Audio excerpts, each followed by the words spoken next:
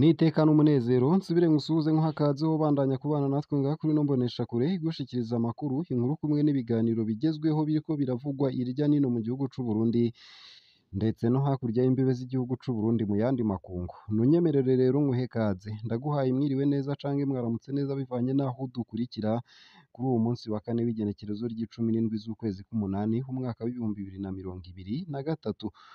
Wowe udukurikira uri mu gihugu c'Uburundi nunyemerere nguhe mwiriwe neza, ndetse nawe udukurikira uri hakurya y'imbibe z'igihugu c'Uburundi nunyemerere nguhe mwaramutse canke mwiriwe bivanye naho udukurikira uherereye. Wowe udukurikira uri hakurya y'imbibe z'igihugu c'Uburundi mu gihugu kibanyi ca Uganda, ukadukurikira uri mu gihugu kibanyi c'u Rwanda, wowe udukurikira uri mu gihugu kibanyi ca Repubulika Iharanira Rusangi ya Kongo, wowe udukurikira uri muri Kenya ndetse na Tanzania, mwese ndabahaye kaze mbakengurukira cane ngaha kuri ino mboneshakure. Nokwibutsa ko tukugezako amakuru hariko aravugwa mu bisata bitandukanye, hoba mu gisata c'umutekano, mu gisata c'amagara y'abantu, mu gisata c'ubutunzi, mu gisata c'agateka ka zina muntu, mu gisata c'uburimyi n'ubworozi, mu gisata c'inkino no mu gisata c'indero kumwe n'ibindi bisata bitandukanye ngaha mu gihugu c'Uburundi. Umukenyezi yishawe n'uwo bubakanye. Hari umugabo yasimbiye ku mugore wiwe haramwiyicira ku mutumba Matyazo muri komine Gasorwe yo mu ntara ya Muyinga mu buraruko bushira ubuseruko bw'Uburundi. Amatati yo mu miryango niyo ntandaro y'ubwo bwicanyi. Ntarakugeza ko iyo nkuru y'umubabaro ku buryo buramvuye nunyemerere ngugeze ko iyi nkuru ivuga ko umukuru w'igihugu Neva yanebaguye imigenzo y'abanyaburaya harimwo uguhuza ibitsina ku babisangiye. Uwo yari mu birori vya yubile y'imyaka 125 vya Eklezia Katolika mu Burundi. Umukuru w'igihugu Evariste Ndayishimiye yariyamirije imwe mu mico y'ibihugu vyatangaje ko hari Imana igezweho mu Burundi. Ivyo vyabaye kuri uwa 15 Myandagaro ku musozi wa Mugera muri komine Bugendana mu ntara ya Gitega hagati mu Burundi. Mu nkuka ya misa yasomwe n'umunyarwanda ariwe Karidinali Antoine Kambanda, umwepiskopi mukuru w'i Kigali, uwo mutumba wa Mugera wari wuzuyeko abantu. Abategetsi bakuru harimwo umukuru w'igihugu c'Uburundi Evariste Ndayishimiye, icegera ciwe c'umushikiranganji wa mbere baritabiriye ivyo birori kuri uwo musozi wakira amamiliyoni y'abigaba buri mwaka. Ijambo rya Neva imbere y'imisa, Ndayishimiye yaravuze ijambo. Yagarutse kuri kahise k'idini rya Katolika mu Burundi, agashimangira cane ko umutumba wa Mugera wari wubashwe ku gihe c'abami. Vy'igitangaza, Mugera ni umutumba w'ikimenyetso gikomeye mu Burundi. Niho ubwuzure bwa kera na bushasha bwakurakuraniwe. Inyifato y'abanyaburaya. Kubw'umukuru w'igihugu c'Uburundi, ibihugu vyaturungikiye abamisiyoneri ubu vyuzuyemwo ibibi bibangamiye ubuzima bwa kiremwa muntu. Yadondaguye nko gusonga umugwayi, uguhuza ibitsina ku babisangiye, gukorora inda ku bushake, ibigwanisho rutura. Nubwo abakoroni bazanye ubukristu mu Burundi, turababazwa nuko bashigikira uguhuza ibitsina ku babisangiye, ugukorora imbanyi, ugukora ibigwanisho ruhonyanganda ndetse no gusonga abagwayi. Uko akaba ariko yagaragaje umubabaro. Uburundi buhurirwamwo n'amadini menshi, ariko Katolika niyo igizwe na benshi, barashika ibice 60%. Umukuru w'igihugu c'Uburundi Neva womenya ko nawe nyene ari muri iryo dini rya Katolika. Nayo mbandanije na ya nkuru nari nkugeje ko mu ntango z'ano makuru nuko mu ntara ya Muyinga hari umukenyezi yishawe n'uwo bubakanye. Hari umugabo yasimbiye ku mugore wiwe haramwiyicira ku mutumba Matyazo muri komine Gasorwe yo mu ntara ya Muyinga mu buraruko bushira ubuseruko bw'Uburundi. Amatati yo mu miryango niyo ntandaro y'ubwo bwicanyi. Kubw'amasoko yegereye umuryango w'uwo yishwe, ivyo avuga bikemezwa n'abajejwe intwaro muri komine ya Gasorwe. Ubwo bwicanyi bwabaye ku mugoroba wo kuri uwu wa kabiri ku mutumba wa Matyazo. Jean Claude Bigendako w'imyaka 51 yigisha kw'ishure shingiro rya Matyazo yasanze umukenyezi wiwe Alexine Musabwasoni w'imyaka 40 mu kirabo caho nyene. Bigendako yaciye afata imbugita igenewe gukata ibikaju hacumita umukenyezi wiwe mu gikiriza, akaba yaraciye acikana ubwo nyene. Amatati yo mu miryango. Amakuru yo kwizera atomora ko izo ngorane zabaye kubera amatati yo mu miryango. abo bantu hari haheze imyaka itari mike batabanye neza, mbere uwo mukenyezi yari yarataye urugo hari haheze ukwezi, uko akaba ari kumwe mu babanyi amenyesha amasoko yacu mu ntwaro no mu gipolisi hatomora ko uwo yikekwa yahagaritswe n'igipolisi. Abo bari bubakanye bakaba bari bafitaniye abana 8.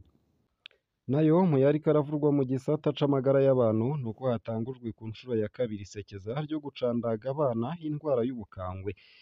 Umushikiranganji Sylvie Nzeyimana ajejwe amagara y'abantu no kurwanya ikiza ruhonyanganda sida yaraye atangaje ko kuva kuri uwu wa kane w'igenekerezo ry'icumi Myandagaro gushika kuwa 22 uku kwezi nyene mu Burundi hazoba hariko haratangwa inshansho zo gukingira abana indwara y'ubukangwe. Abana bazokingirwa iyo ndwara nabo kuva ku myaka ubusa gushika ku myaka 7.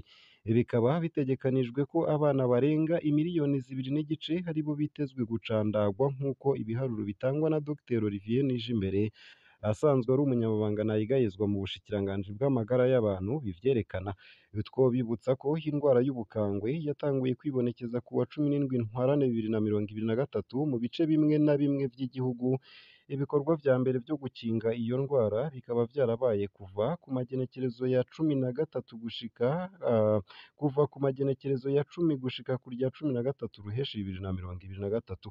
Naho biruko ariko hakaba hari igice cari casigaye kidacandazwe mu isekeza rya mbere, aho abarenga 800 batashoboye gukingirwa iyo ndwara kubera ukwemera ibintazi kw'imwe mu miryango y'abarundi nk'uko bibandanya bivugwa n'uwo mukozi wo mu bushikiranganji bw'amagara y'abantu Dr Olivier Nijimbere.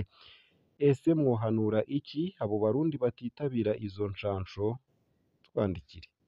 Nayo mu makuru ariko aravugwa hanze y'imbibe z'igihugu c'u Burundi nuko ikakuma mw'ikambi ihaye indaro impunzi mu gihugu ca Kenya, impunzi z'abarundi n'izo muri Sudani zarwanye cane hagakomereka benshi. Harabaye kurwana hagati y'impunzi z'abarundi n'izo muri Sudani mw'ikambi y'impunzi ya Kakuma muri Kenya. Intandaro ya vyose, impunzi ziva muri Sudani zatwaye ibidandazwa vy'umurundi Ikorobeyeyi hasanzwe hariko hugururwa ikambi ya Kakuma muri Kenya. Izindi mpunzi z'abarundi zaciye ziza gutabara uwo yagiriwe nabi.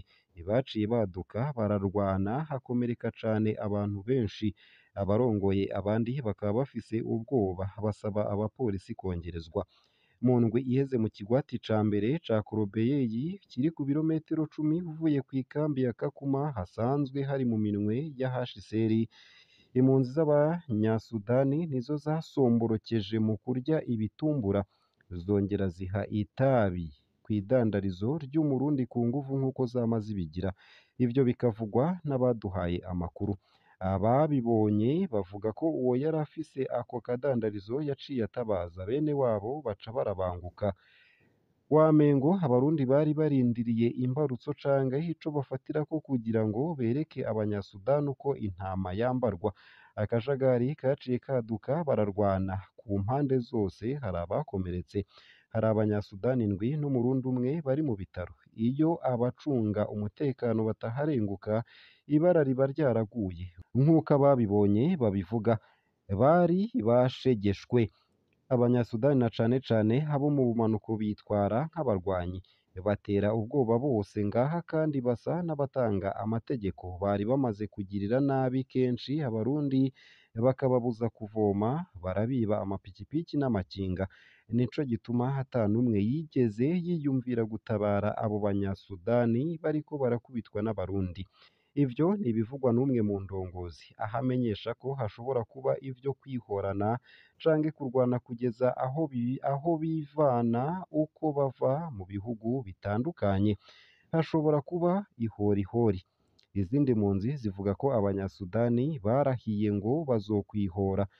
Twumvise ngo abanyasudani b'Ikorobeyeyi bahiga kwihora, ibara rikagwa. Boba baratumye ko abandi basudani bo mw'ikambi ya Kakuma kugira ngo babafashe. Dusaba igipolisi na HCR kuhagabira kugira ibara ntirigwe. Uko akaba ariko impunzi zavuze zitabaza. Ubu abava muri ivyo bihugu bibiri bararabana ayingwe mu kigwati bakirirwamwo ca Korobeyeyi. Ubu ntawuramutsa uwundi, nta gufashanya. baririnda guhurira kw'ibombo rusange urwaruka rw'iyo migwi ibiri narwo ruhiga kwihanira kubera ko batizigiye abapolisi basa n'abananiwe kugarukana ituze ari naco bajejwe dusavye abarongoye ikambi baducungire umutekano ivyo bikavugwa n'impunzi z'abarundi n'abakongomani nabo bakaba mu minsi iheze